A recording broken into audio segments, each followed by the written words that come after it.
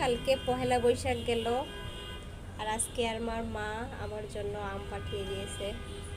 আজকে এই আমগুলো আমরা ভাই বোনে সুন্দরভাবে মজা করে খাবো। আপনারা একটু আমাদের সাথেই থাকবেন।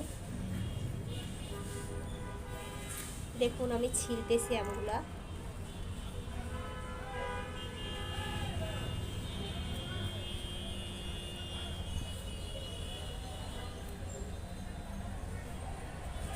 আসলে গ্রামে এগুলো জিনিস সবার ঘরে ঘরে, শহরের মধ্যে এগুলো কিনে খাইতে হয়। তবে আমরা এগুলো কিনে খাচ্ছি না, আমার বাবা আমাদের জন্য নিয়ে আসছে।